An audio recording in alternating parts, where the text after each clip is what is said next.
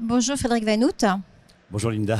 Vous êtes le fondateur d'Eventis et le fondateur du Travel Tech Hub, qui est en fait un village dédié à l'innovation au sein de Vivatech. Tout d'abord, il y a eu la saison 1 cette année. Y aura-t-il une saison 2? Évidemment qu'il y aura une saison 2. D'abord parce que la Travel Tech est aujourd'hui incontournable. Les activités des professionnels du voyage ne peuvent pas se développer si on n'intègre pas la technologie. J'enfonce une porte ouverte. Et l'édition numéro 1 a été un énorme succès. À ma grande surprise, j'étais convaincu que nous avions une place légitime sur le salon, mais j'ai été surpris de l'engouement des exposants d'une part, des visiteurs et des autres exposants par ailleurs sur le travel. La première édition avec Club Med, ADP, Accor, TUI, Evaneo, etc. a rassemblé un aéropage de early adopters et tous ensemble, on a passé le message positif du tourisme et de la technologie. Donc il y aura une saison 2. Il y aura une saison 2 qui aura lieu du 17 au 20 juin prochain, ici à Porte de Versailles, Hall 7, sur 3 niveaux.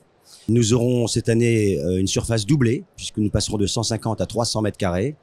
Et le positionnement de l'espace est juste à l'entrée du Hall 1, donc incontournable. L'ensemble des visiteurs mondiaux qui arriveront sur le salon transiteront par ce Hall 1 et donc verront l'espace de la Travel Tech. Donc, on sera très très à l'honneur. Et franchement, c'est merci à François Bitouzé, le directeur général, qui a soutenu cette initiative depuis le départ et qui cette année nous met vraiment à l'honneur. C'est une chance. Alors vous dites que c'est un succès, mais n'avez-vous pas le sentiment que le Travel Tech Hub est vraiment la chasse gardée des grandes marques et surtout des technophiles et non pas de l'ensemble des professionnels du voyage? Non, mais tout le monde est tech. La moindre agence de voyage de province est tech. Elle utilise des GDS depuis 30 ans.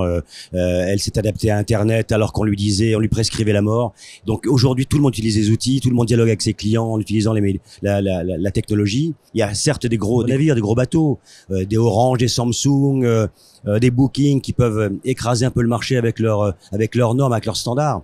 Mais à côté de ça, il y a tout un tas d'acteurs qui proposent des solutions. Et puis dans le travel, on a vu l'année dernière que on faisait cohabiter un aéroport de Paris ou un Accor qui est puissant avec une agence certes importante mais de moindre taille par rapport à eux comme Evaneos.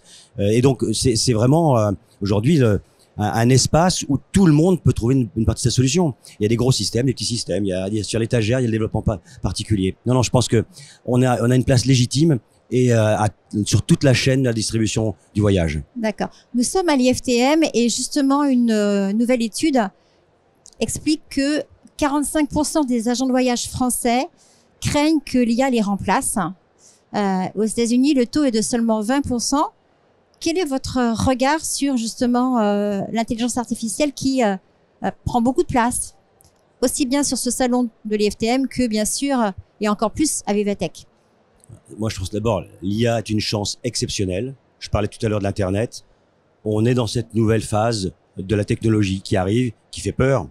Alors, elle fait peur à ceux qui ont peut-être pas une vraie maîtrise de leur valeur ajoutée, ceux qui se basent peut-être que sur le prix ou un peu dans l'esprit de ces quelques-uns qui, il y a quelques années, avaient uniquement des brochures sur l'étagère avec une valeur ajoutée faible.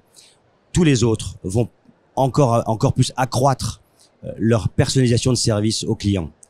Et ces derniers viendront dans les agences physiques ou utiliseront des booking engines, mais avec une requête de personnalisation très très forte qui sera avérée grâce à l'IA. Donc l'IA est une chance. Bien sûr, il faut que les législateurs normalisent les choses, qu'on contrôle qu'il n'y ait pas de dérive sur l'IA. Mais l'IA a une puissance incroyable pour promouvoir de nouveaux produits, de nouveaux touristes, de nouveaux services. Et c'est une chance pour la distribution et pour le travel. La différence entre les Américains et nous, c'est que d'abord, ils sont en avance sur l'utilisation de l'IA, ils n'ont pas peur, et puis culturellement parlant, ils sont un peu différents de nous. C'est-à-dire qu'aujourd'hui, c'est les cow-boys, ils n'ont pas peur, ils savent ce que c'est que la compète, etc.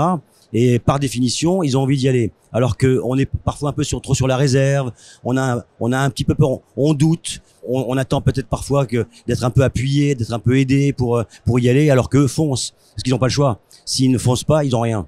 Donc l'IA permettra finalement d'avoir des employés augmentés et pour vous, il n'y aura pas de perte d'emploi significative? Non, et ça va créer de nouveaux emplois. Au sein d'une entreprise, une agence de voyage, il va y avoir peut-être un data scientist qui aujourd'hui a 17 ans, il est boutonneux à l'école et qui dans 3 ans va gérer l'ensemble de l'offre de l'agence, parce que ça va offrir de nouvelles perspectives. Il faut absolument pas avoir peur de ça, de nouveaux métiers.